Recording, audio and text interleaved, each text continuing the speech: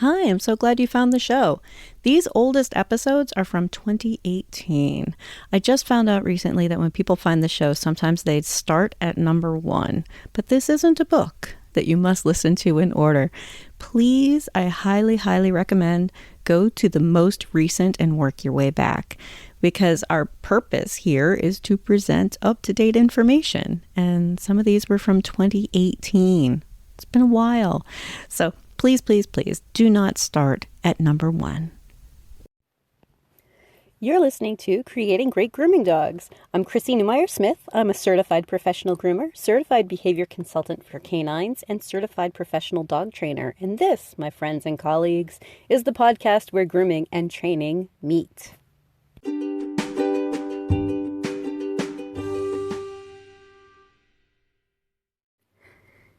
So, continuing on from our last podcast, I want you to think about starting today. Just adding some things to your grooming or to your training, but this is more for the groomers right now. But I want you to think about adding calmness. And I've broken down calm into 3 steps. So the first step is to start with calm. Start with what they're comfortable with and then work on expanding their comfort zone. It's a different way of looking at it. Like, okay, well, what are you calm with? What can we work on that you are calm with, and be able to backtrack to calm and be able to work on just being calm together and getting things done. Most dogs have a few things that they're just fine with. Maybe it's brushing on their shoulder, not brushing all together, like brushing a face or brushing their backside might be tricky for them. But to figure out what they're calm with so that you can backtrack to it throughout a grooming session. And if the dog is freaking out just walking through the door, this isn't going to be a perfect trim day. We talked about that in the last podcast, that I want you to have a safety policy and have customer expectations in line with, we don't do beautiful, perfect trims on dogs with behavior problems. Instead, we work on the behavior problem for the health and happiness of your dog. So if you have a dog who is already not calm, then you would work on trying to get them calm. And then work on, just keeping them calm as best we can. So step 2 is to maintain calm. And why that's important is because I want them to have this feeling that nothing pushed past what they could handle. And it's not going to be perfect. We all have dogs that end up losing their calm. I would love to say that it never happens, but it does. But when they do get scared, we're going to return them to calm, right? Like, oh, okay, you got a little bit worked up there. Let's calm down again. It might seem like it's a whole ton of work to keep a dog calm and you're not getting much grooming done, but circle back to our safety policy. I'm going to keep beating you guys over the head with the safety policy. That's when we all get hurt. Groomers get hurt, dogs get hurt, equipment gets broken, customers get ticked off because now their dog is hurt and they don't understand why, right? So we're going to circle back to keeping a dog calm for future groomings being easy. Future groomings are going to be easy if we take the time to train it. So maintaining calm means to stop once in a while they're relaxed, stop and backtrack and go to something else. And I know that can be a little bit hard to do. Sometimes you're like, oh shoot, did I do his bum? Like I do things in a particular order and it's messing up the order I do things in. And that can be tricky. I get that, but this is sort of a training thing. So be thinking about, all right, do I need to have a little chart beside me to check off that, I did the nails on the right front paw, but I haven't done all of the nails yet. That's how I actually started doing this. It's like, okay, I'm going to lose track of where I am on this dog, trying to maintain their calm and, not necessarily get that 4th nail. Because that always seems to be the thing. It's like, they're on the last foot and the last nail and they're like, I can't handle it anymore. Nobody's ever made me do something for this long. So when we get them to be calm again, what we've actually done is let them get worked up and then calm down again. I would like instead for them to remain calm and we stop and start up. Instead of that point where they're like, I can't take it, right? So if I'm doing a new dog, I'm like, okay, well, I'm going to do this paw. And I kept you calm. Great. Go back to something I know you're comfortable with. And I'm going to do this paw. And you were able to stay calm. Great. I'll stop there and do something you're good at. Because we don't want it to be, I get upset, you stop. I want them to start thinking, if I want them to stop, being calm might work. Ooh. that's kind of cool, right? Like, hey, if I'm really calm, sometimes they stop and just pet me. Sometimes they stop and just, go back to something I like, or maybe even give treats, which we'll talk about in future podcasts. But, treats can be really awkward to use in a grooming shop. Many dogs won't take them on the table, so I'm not super treat heavy when I'm talking about how to just work on calm. I know a lot of trainers are like, why aren't you using treats? But as groomers, we know we have a hand on the dog, we have a hand on a tool. We don't have extra hands for like clickers and treats and right. So we're going to keep it basic with just using a groomer's two hands and not sprout more arms. So when we're working on maintaining calm, then we're getting a dog to think, oh, that wasn't so bad. She never pushes me to the point that I can't handle. Right? That's maintaining calm. And to end on calm doesn't necessarily mean the entire grooming session ends on calm, but everything that we do ends on calm, right? So if a dog is trying to hold their leg still for me while I'm picking it up to, I don't know, clip her around a sanitary area, right? If they're calm, that's where we'll end. Hey, that was really good. Nice job. I might not go for the next leg if I know that that's their particular challenge, right? And not do the other side. Again, a little check sheet. Did half of the sanitary on the right side, go back to the left. Now I can keep track of those things because I'm in the habit of keeping track of like the millions of different pauses that I have taken. But adding those pauses is really important for helping them maintain calm. All right, so the 3 steps of calm, again, we're going to start with calm, figure out what their comfort zone is, figure out what they can handle, maintain calm. We're going to stop once in a while they're being calm. Don't worry about, oh, he's being so good, I've just got to get this done. No, maintain calm. Back off, move forward, back off, move forward, because it creates multiple repetitions. And we're going to end on calm. Like, dude, the last thing you do was calm, and that's great. And maybe we'll put you back in the crate, take you out again. If you're in a grooming shop, as a house call groomer, I have no option to do that. I'm pretty much start to finish. Once you let a dog on the floor of their house, you're probably not getting them like back focused again. It's very, very different at home. But, to be able to end on calm with multiple steps, like, okay, and then I'm going to turn off the dryer. Or I'm going to turn off the grinder, or I'm going to move the brush away from you.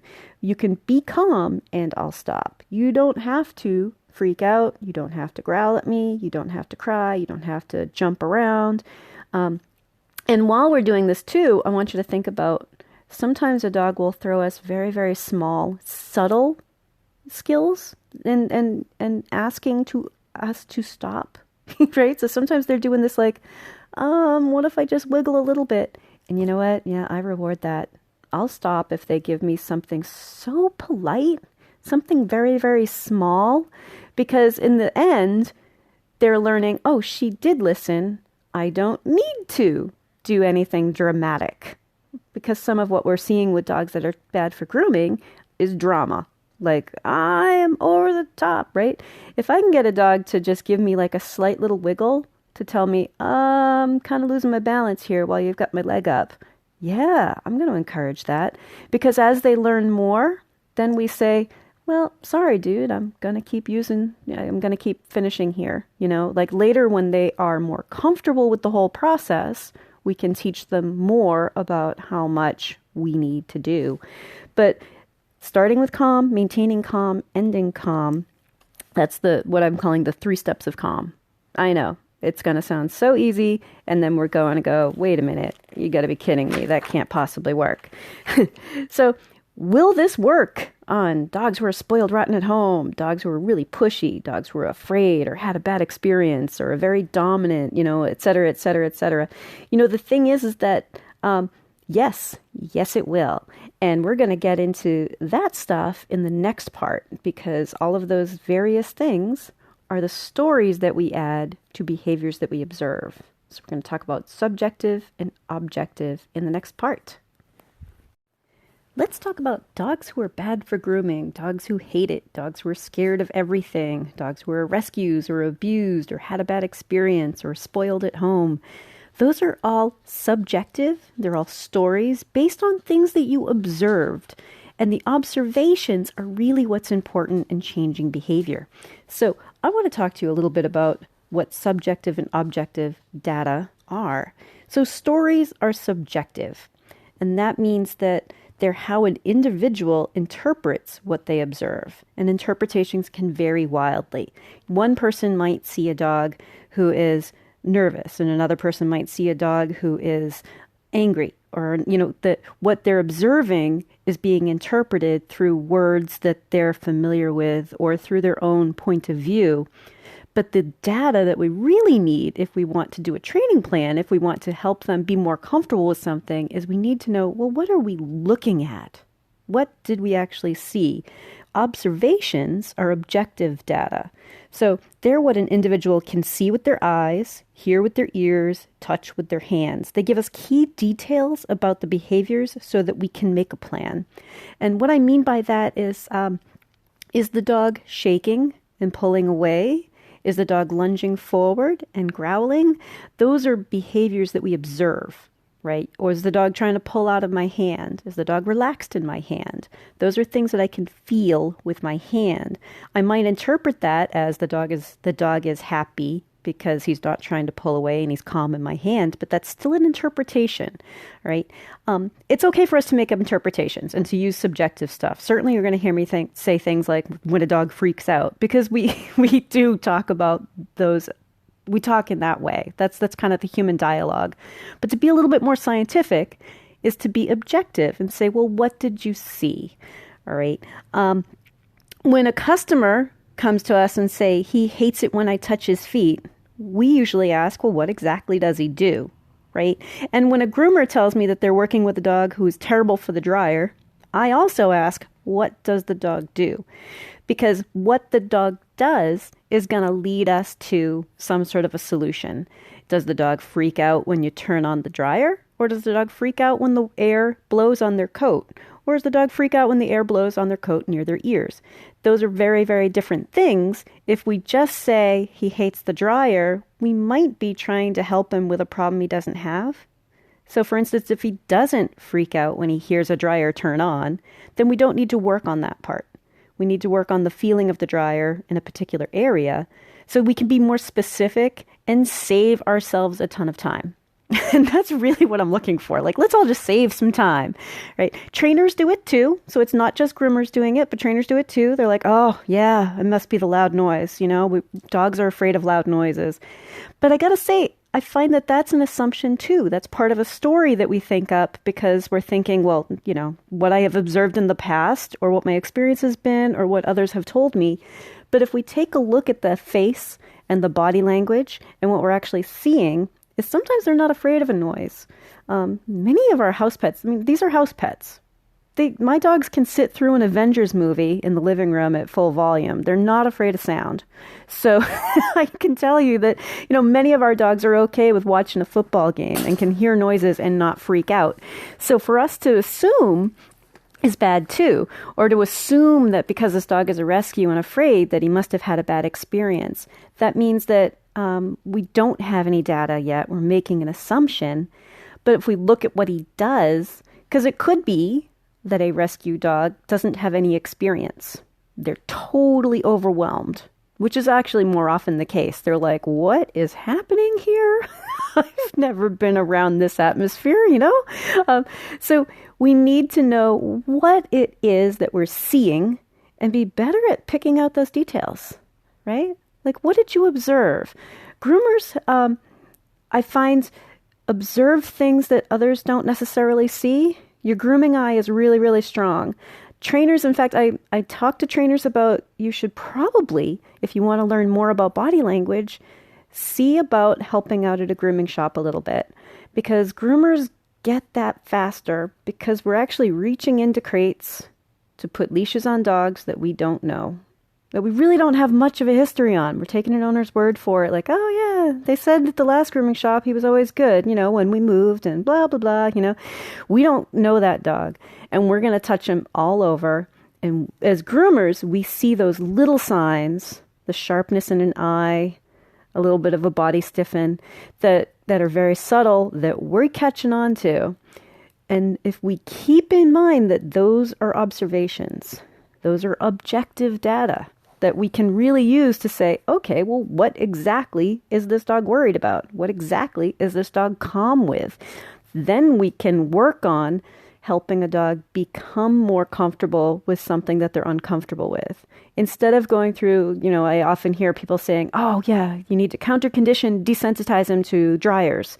But that's still too vague for me. Which part of drying? Or counter condition and desensitization to nail trimming, but which part of nail trimming? We can have more accuracy and save ourselves a whole lot of time. A whole lot of time. It's all about the time, right? And make faster progress if we take the time to observe what we are seeing. What exactly are we seeing? What did I see with my eyes? What did we all in the room look at and see with our eyes? What did we feel in our hands? What did we smell? What did we hear? Because those details are real. Those are concrete details. And then the subjective data is interpretations of those. So the interpretations can be useful. I often use them to help relay information to, say, customers, the owner. Like, well, he was a little bit fidgety about this because I think he was worried, but I'm basing it on he started to get a little bit wiggly when I was turning on the dryer, so I backed off and I turned it off. I'm basing it on he was wiggly, he started to pant, or he started to circle on the table. We have a variety of ways that we can look at those behaviors, but let's backtrack and think about what do we actually see. So when they say a dog hates it when, what does he do? What does he do? That's very important. Is he trying to get away? Is he trying to attack? Is he willing to fling himself off the table to his death? What is the dog doing? All right. What do we observe? And how long does it take him to calm down if something does freak him out? Those things are important too, So objective and subjective data are part of more of a behaviorist training point of view, but I think that it's very, very useful for everybody. It's something that I teach my training customers about. I'm in a customer's home with the average dog owner, and I'm teaching them that too. Like, what exactly did the dog do when you left? Like, what exactly does he do? Because then you can also track progress. What exactly did he do when you left today versus what he was doing last week? Because tracking progress also requires an objective point of view instead of, well, he's still really spoiled at home. What does that mean? Right? That could mean a million things to a million different people. So when we want to be accurate and we want to be able to really look at the behavior in front of us, because that's what we're working on, is the behavior in front of us on the dog we have today. Then we can track how well they're doing, if they're making progress, if they're not making progress, and those are all for future episodes. There are lots of ways to track that. But I want you to be thinking about the times that you describe a behavior through a subjective story versus the times when you're really observing it and taking a look at what you see. So I'd love to get some feedback from you guys. In fact, this is something that I find takes a while for us to wrap our minds around. It took a while for me. And so give me examples if you'd like, or maybe I can post something on the Facebook group for Creating Great Grooming Dogs on Facebook, and just come up with some examples for us to go, hey, which one of those are subjective and which ones are objective, so that we can hone our skills even more. Because I know you dog people are seeing stuff, hearing stuff, touching stuff, feeling stuff that you're interpreting sometimes inaccurately.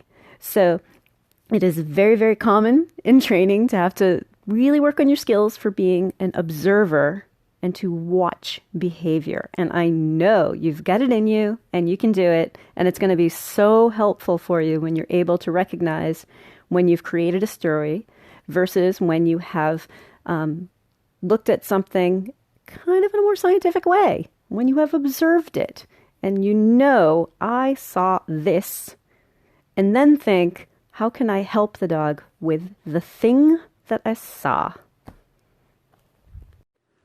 For any of you out there who are looking for some one-on-one help we have these wonderful devices in our pockets, these phones that we can do live video with each other. I can definitely set up a lesson with you with the dog that you're having trouble with right there on your table and be able to guide you through some of this stuff. Definitely reach out and let me know. I am at Chrissy@happycritters.net. Certainly you can find me through the Creating Great Grooming Dogs Facebook group.